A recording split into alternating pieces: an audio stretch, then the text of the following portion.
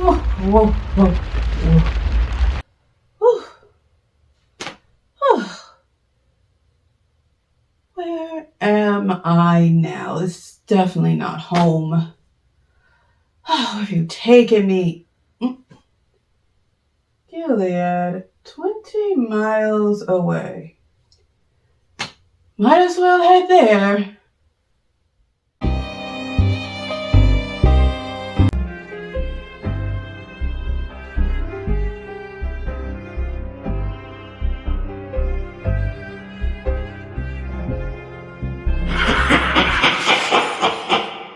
Okay, I'm gonna probably take a little breaky break here. How long have I been? Oh! Hello, my lovelies. I am Madam Pistol Butterfly, and I am trapped in some dimension that is not my dimension, walking through the ruins, attempting to get to this place called Gilead. I'm hoping it's really nice and I can find a good hotel there because my wand is still broken and actually it's even out of power right now. So I can't make another attempt to get home, but I'm too tired to even try to get back right now.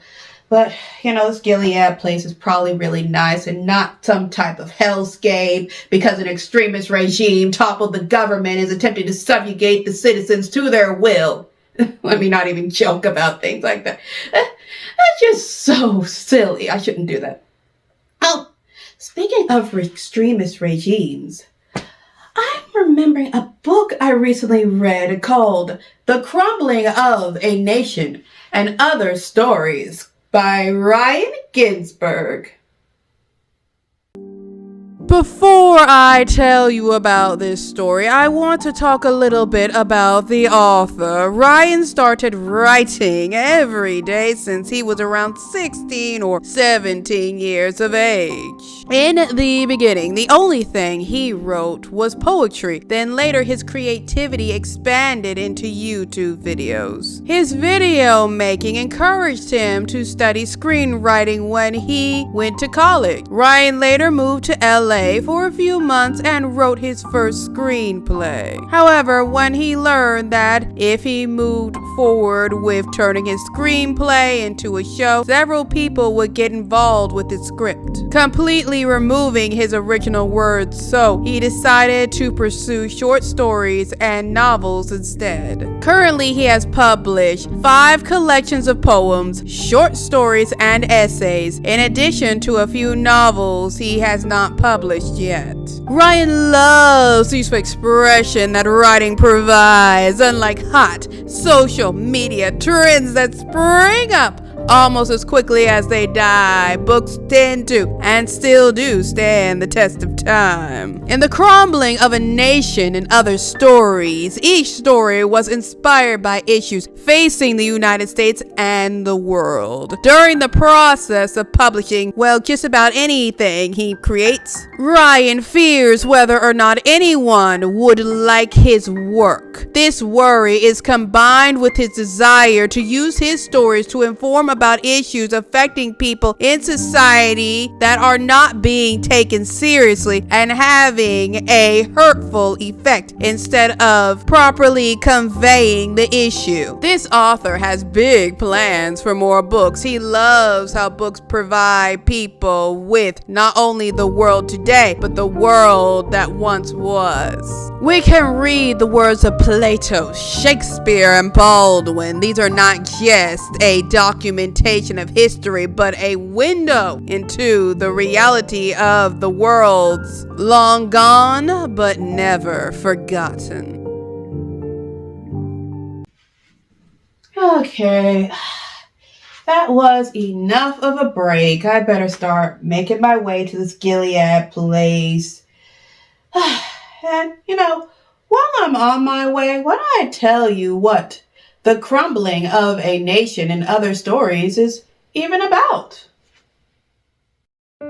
Ryan David Ginsberg burst onto the literary scene with this hauntingly beautiful collection of satirical and speculative tales, from extraterrestrials observing Earth to human beings navigating dark dystopian futures shaped by technology, capitalism, and authoritarianism. Each story offers sharp, thought-provoking commentary on the state of our nation. With a blend of humor and shattering insight, this collection takes readers on a compelling journey through the absurdities and shortcomings of modern life and the near future. My lovelies, tell me, when you are on the line of losing everything you care about, will you be willing to make a deal with a suspicious frog? Curse of the Frog Prince, Parts 1 and 2. Available now on Amazon Books. Oh, yeah. Take a good stretch here. Ooh. Yep. Might as well take another little break while I'm making my way to this Gilead place. I probably will get there soon enough. While I'm taking another rest, why don't I talk to all of you about one of the stories in this book called It Was Another Day in America. This story brings up the question of gun violence and school shootings.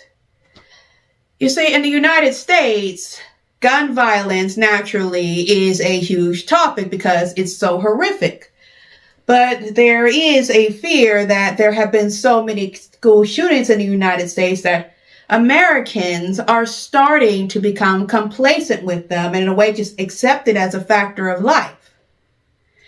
Why? Well, it's the Second Amendment. Many people feel in the United States that the Second Amendment needs to, get some updates and make harsher gun laws, while other Americans feel like, should the Second Amendment even be touched? It may be even used as an excuse to take away their guns.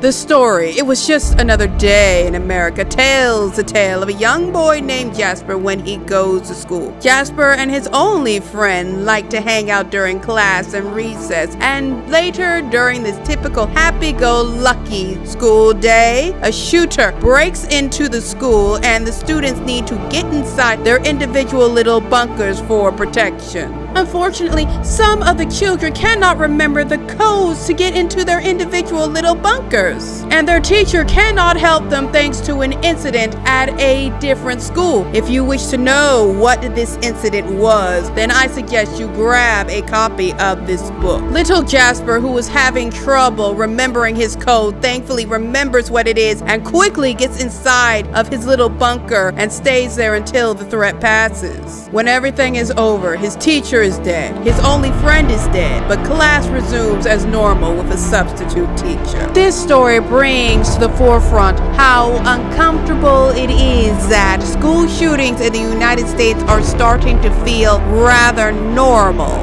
leaving the question of how long are United States citizens going to tolerate school shootings feeling a little too normal. The Termination Bureau is another interesting story in this book.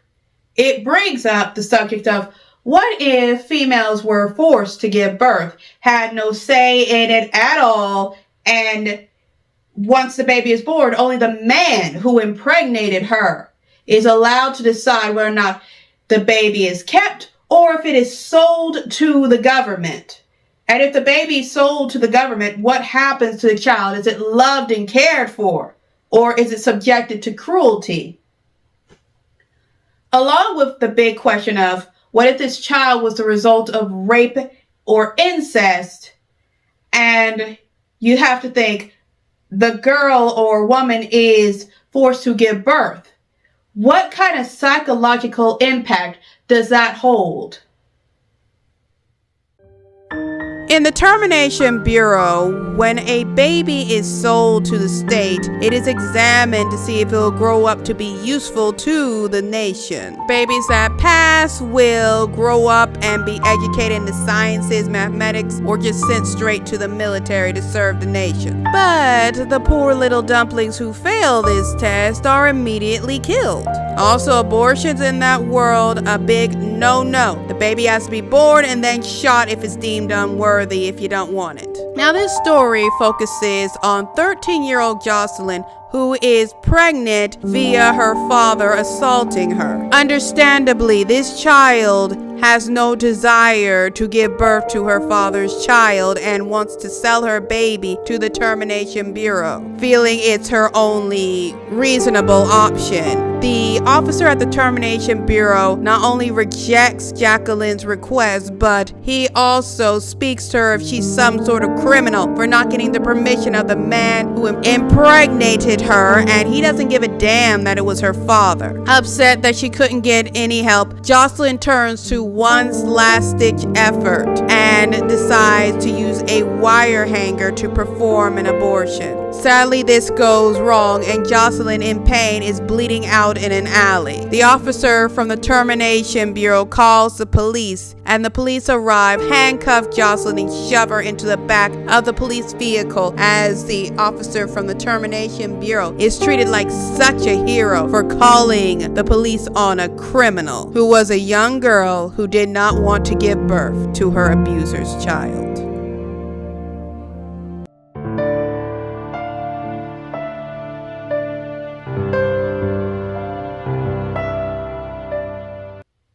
Alright, better get myself marching over to good old Gilead. Probably a good place, not nightmare. Stop saying that. I don't know what's with me, my lovelies. Anyway, before I get marching to Gilead, I better give you the butterfly score. So, when it comes to the crumbling of a nation and other stories, it has earned the score of 5 butterflies out of 5. This story was very insightful. I feel brought up some subject matter that people really need to think about because of how it affects society and how people are victimized by this when everybody just sweeps it under the rug and says, oh, don't think too hard about it or don't worry about it. This is just a very thought-provoking book and very well written, and I cannot recommend it enough. So, my lovelies, you're definitely going to want to grab a copy of this book. Now, my lovelies, if you have made it to this point of the video, please, please, please give it a like. Leave me a little comment. And if you have not yet, slap that subscribe button like it owes you money. And don't forget to give that little notification bell a ring. And with that, my lovelies, this video is a wrap. I am going to make my way to Gilead, so I hope you all have a lovely day.